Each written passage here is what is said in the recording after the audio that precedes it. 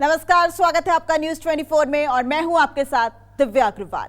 राजनीति का मूल मंत्र है स्वार्थ, सिद्धि और इतिहास गवाह है। जिसने भी जोड़ तोड़ का गणित बिठाकर सत्ता हासिल की है, उसने अगले चुनाव में जीत का ठोस समीकरण बिठाने की हर मुमकिन कोशिश की है, मगर हर बार ऐसा नहीं होता। खासकर राजस्थान की जनता का मूड 5 सालों बाद हमेशा बदलाव का रहा है। यही वजह है कि राजस्थान में सत्ताधारी और विपक्ष दोनों हमेशा ही जीत के नए समीकरण गढ़ने की कोशिश करते हैं और दोनों ही राजनीतिक दलों ने इस बार जीत के लिए भरोसा जताया है नारी शक्ति पर।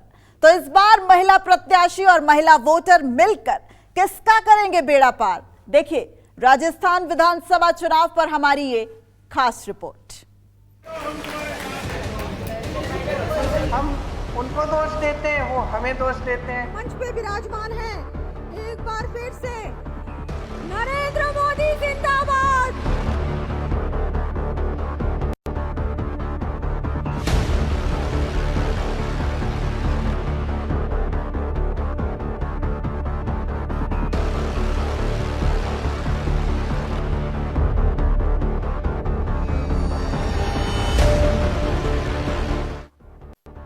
राजस्थान में ये चेहरे इस बार सबसे ज्यादा चर्चा में हैं। खासतौर से बीजेपी की महारानी वसुंधरा और दिया कुमारी। राजस्थान के रण में यही दोनों चेहरे बीजेपी के महिला शक्ति के दावे में दम भर रही हैं। वैसे तो कई चेहरों पर बीजेपी ने दाव खेला है, लेकिन सेंटर में यही दोनों हैं। 2 बार की सीएम महारानी वसुंधरा राजे और लोकसभा के सांसद दिया कुमारी। वैसे तो कहा जा रहा है कि इस बार बीजेपी महारानी की जगह दिया पर ज्यादा भरोसा दिखा रही है, इसलिए हर सभा में दिया ही नजर आती है। लेकिन टिकट बंटवारे में वसुंधरा की हनक जरूर दिखाई दी। राज्य में वोटिंग 25 नवंबर को होनी, लेकिन एक दूसरे को हर सीट पर पटखनी देने का नित नया फॉर्मूला लॉन्च करके बीजेपी और कांग्रेस ने प्रदेश की राजनीति में गर्मी फूंक दी है। शानदार मीटिंग में इन युवाओं की तरफ से आज आप सबने वो ठप्पा लगा दिया।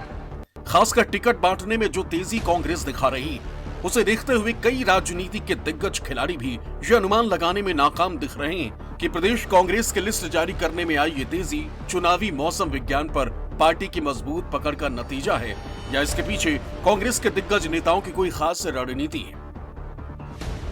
वहीं बीजेपी ने भी अब तक जारी 2 लिस्ट के जरिए ये संदेश दे दिया है कि इस बार राजस्थान के विधानसभा चुनाव की दशा और दिशा महिला कैंडिडेट ही तय करेंगी। बीजेपी और कांग्रेस के घोषित नामों की बात करें तो जिन चेहरों पर सबका ध्यान टिका है, उनमें सबसे पहला नाम है वसुंधरा राजे का। तो आपको दिखाते हैं कि कैसे चुनाव में आधी आबादी पर दांव खेला गया है। कौन कौन से प्रमुख चेहरे हैं जिन पर सबसे ज्यादा भरोसा एक तरीके से जताया गया। तो सबसे बड़ा नाम राजस्थान से बीजेपी के लिए वसुंधरा राजे सिंधिया, सबसे पहला नाम और सबसे बड़ा नाम। वसुंधरा राजे सिंधिया की बात करते हैं। राजस्थान बीजेपी का ये चेहरा है। 5 बार की विधायक रह चुकी हैं, 2 बार राजस्थान की मुख्यमंत्री भी रह चुकी हैं। ग्वालियर के अंतिम शासक जीवाजी राव सिंधिया की बेटी हैं वसुंधरा राजे सिंधिया। वसुंधरा राजे सिंधिया बीजेपी की राष्ट्रीय उपाध्यक्ष भी हैं इस वक्त। वसुंधरा झालरापाटन सीट से चुनाव मैदान में है। टिकट बंटवारे में इनकी मर्जी काफी चलती है। इस बार भी प्रत्याशियों की लिस्ट जो सामने आई है उसमें यही देखने को मिला है। वहीं बीजेपी से जो दूसरा नाम चर्चा में है वो है दिया कुमारी का। बीजेपी के दूसरे दांव की भी बात कर लेते हैं। ये दाव है एक युवा चेहरे पर, दिया कुमारी पर। ये दरअसल उस चेहरे की बात है जो चुनाव में सबसे ज्यादा अब तक चर्चा का विषय भी रही हैं। बड़ी बात, इस बार वसुंधरा की जगह महिला चेहरा इन्हें माना जा रहा है। पूरे राजस्थान में बीजेपी का प्रचार करेंगी। जयपुर की विद्याधर नगर से प्रत्याशी बनाई गई हैं। दिया पूर्व सांसद गायत्री देवी की बेटी हैं। जयपुर के पूर्व राजघराने से भी जुड़ी हुई हैं। सवाई माधोपुर से 2013 में विधानसभा का चुनाव लड़ चुकी हैं। 2019 में राजसमंद से लोकसभा की सांसद भी चुनी गई थीं और इस बार पार्टी ने इन पर बड़ा दांव चला है। और आगे क्या कर सकती है पार्टी, इनके लिए क्या सोच के रखा है, ये अभी पिटारे में बंद है, लेकिन बहुत इंटरेस्टिंग है। मैं आप सभी से अनुरोध करती हूँ कि आप सभी इस बार दिया कुमारी बनकर इस चुनाव को लड़ेंगे। क्योंकि ये चुनाव हमारे राजस्थान को फिर से एक गौरवशाली प्रदेश बनाने का चुनाव, हमारे राजस्थान का स्वाभिमान फिर से लौट आया है उसका चुनाव। इस तरह महिलाओं पे अत्याचार हुआ है, युवाओं के साथ अन्याय हुआ है, किसानों के साथ झूठ बोला है, व्यापारियों के साथ भी अन्याय हुआ है, हर वर्ग के साथ। वहीं कांग्रेस ने भी अपनी तीसरी लिस्ट में भी एक और महिला प्रत्याशी का नाम जोड़कर यह इशारा कर दिया है कि वो बीजेपी के चुनावी गणित को बखूबी समझ रही है। इसलिए कांग्रेस ने भी राजस्थान विधानसभा चुनाव 2023 में महिला प्रत्याशियों के दम पर चुनावी वैतरणी पार करने का मन बना लिया है। कांग्रेस ने इस विधानसभा चुनाव में अब तक 13 महिला प्रत्याशियों पर अपना दाव लगाया है, जिसमें 3 नाम ऐसे हैं जो हाई प्रोफाइल भी हैं और जिन पर पूरे प्रदेश की निगाहें भी टिकी हैं। इसमें पहला नाम है दिव्या मदेरणा का, जिसे कांग्रेस ने ओसियां से प्रत्याशी बनाया है। और अब कांग्रेस के अहम चेहरों की बात कर लेते हैं, जिसमें दिव्या मदेरणा का नाम खूब चर्चा में है। उन पर दांव चला है कांग्रेस ने इस चुनाव में। जोधपुर जिले की ओसियां सीट से विधानसभा क्षेत्र से मौजूदा विधायक है। कांग्रेस ने एक बार फिर ओसियां से ही इनको टिकट दिया है, मैदान में उतारा है। जाट समुदाय का बड़ा चेहरा मानी जाती है। मारवाड़ के सियासी मदेरणा परिवार की बेटी हैं। इसके अलावा दादा परशुराम मदेरणा कांग्रेस के सीएम पद के उम्मीदवार भी रह चुके हैं, यानी कि एक मजबूत घराने से आती हैं। पिता गहलोत सरकार में मंत्री रह चुके हैं। मारवाड़ की सियासत में 3 पीढ़ी का अनुभव है। वहीं कांग्रेस ने इस बार तमाम आशंकाओं को निराधार बताते हुए एक बार फिर डॉक्टर अर्चना शर्मा पर दाव खेलते हुए एक बार फिर उन्हें मालवीय नगर से चुनावी मैदान में उतारा है, जबकि डॉक्टर अर्चना शर्मा पहले भी इस सीट पर 2 चुनाव हार चुकी हैं। कांग्रेस ने अर्चना शर्मा को मालवीय नगर से प्रत्याशी बनाया। डॉक्टर अर्चना शर्मा राजस्थान में समाज कल्याण विभाग की अध्यक्ष हैं। नगर निगम पार्षद से राजनीति में शुरुआत की। 2013 और 2018 में मालवीय नगर से टिकट मिला। दोनों बार चुनाव हारी कांग्रेस के प्रदेश प्रवक्ता रह चुकी है। इस सीट पर बीजेपी लगातार 2 बार से जीत रही। पार्टी नेतृत्व को इनकी जीत का भरोसा। किसके खिलाफ लड़ रही है? कालीचरण सर्राफ बीजेपी 7 बार से लगातार विधायक। कांग्रेस ने ममता भूपेश पर भी एक बार फिर से भरोसा जताया। कांग्रेस ने उन्हें एक बार फिर से सीकर से टिकट देकर अनुसूचित जाति के लिए सुरक्षित सीट पर अपना प्रत्याशी घोषित किया। कौन है ममता भूपेश? ममता सीकर से कांग्रेस की प्रत्याशी हैं। गहलोत सरकार में महिला बाल विकास विभाग की मंत्री रही। 2018 में सिकराय से विधायक के रूप में चुनाव जीता। बीजेपी के पूर्व मुख्यमंत्री वसुंधरा राजे की हमशक्ल के तौर पर भी जाना जाता है। ममता भूपेश ने 50वें जन्मदिन पर मृत्युपरांत देहदान करने की घोषणा से सुर्खियों में आई थी। पार्टी को भरोसा, काम के दम पर जनता का विश्वास जीता। इसके अलावा भी बीजेपी और कांग्रेस के लिस्ट में कई नाम ऐसे हैं जिनकी मौजूदगी सियासी गुणागणित बना और बिगाड़ सकती है। बहरहाल देखने वाली बात यह होगी कि चुनाव की तैयारी में महिला प्रत्याशियों के दम पर कौन सी पार्टी सत्ता साधने में कामयाब होती है। श्रीवत्सन, न्यूज़ 24, राजस्थान।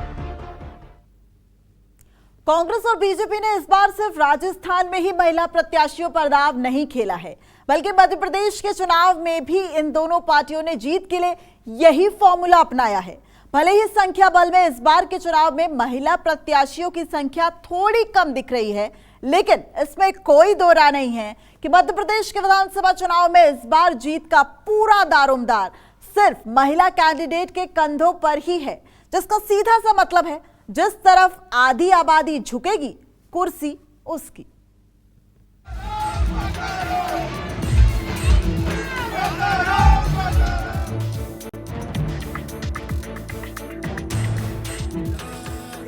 मध्य प्रदेश विधानसभा चुनाव के लिए सत्तारूढ़ दल बीजेपी ने 230 में से 228 सीटों पर प्रत्याशी उतार दिए, जबकि गुना और विदिशा 2 ऐसी सीटें हैं जिन्हें बीजेपी ने होल्ड पर रखा है। पार्टी का कहना है कि बहुत जल्द दोनों ही सीटों पर प्रत्याशियों का ऐलान कर दिया जाएगा।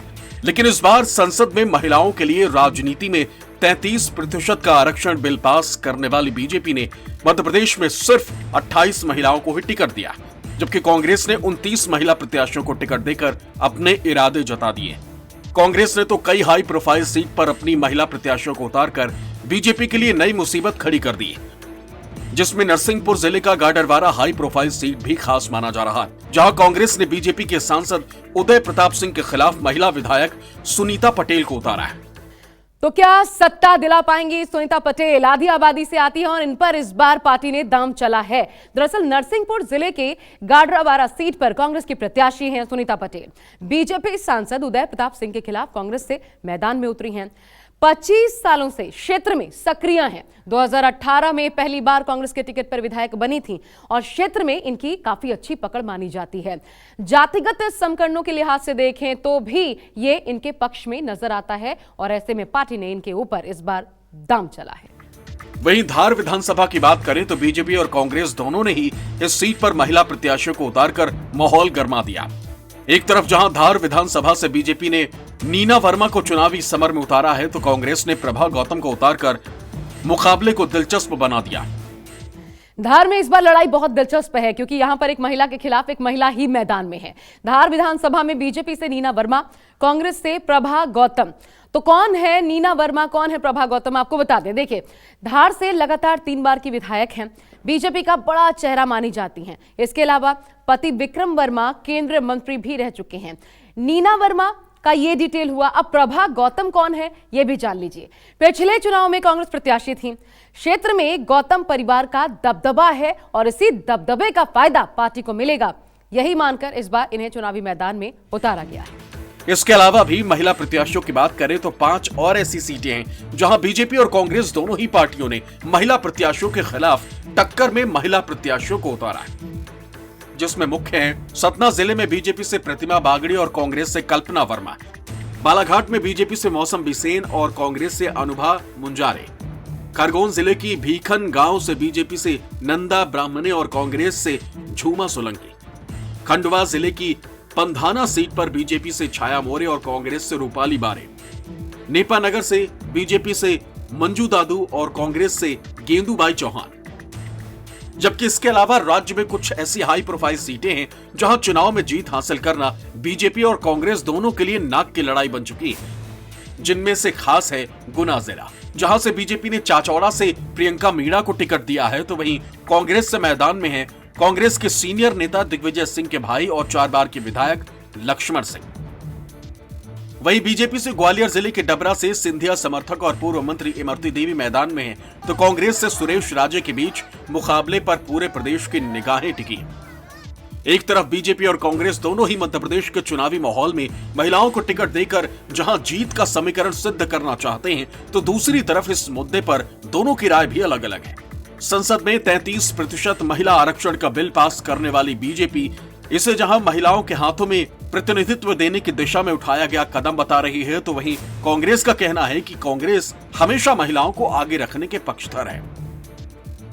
देखिए, हम इस बात के पक्षधर रहे हैं हमेशा, और महिला संबंधित विधेयक अब कानून का रूप ले चुका है। उनके कुछ जो महत्वपूर्ण पक्ष है डेटा का, सेंसस डेटा का, इसके बाद ये स्वतः लागू हो जाए, तो वो एक कमिटमेंट भारतीय जनता पार्टी का दिख रहा है कि हमारे जो सांगठनिक दृष्टि से जो हमारी व्यवस्था है, इसमें माने इनर डेमोक्रेसी हमारी, कि हमने उसमें प्रतिनिधित्व व्यवस्था में महिलाओं का स्थान बरकरार रखा है। उसी से कांग्रेस पार्टी ने हमेशा से महिलाओं को प्रतिनिधित्व दिया है।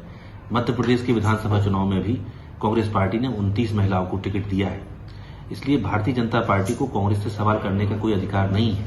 और मैं इनसे पूछना चाहता हूं कि हिंदुस्तान की पहली महिला राष्ट्रपति किस पार्टी ने बनाई, हिंदुस्तान की पहली महिला प्रधानमंत्री किस पार्टी से आई, हिंदुस्तान की पहली महिला मुख्यमंत्री किस पार्टी से बनी।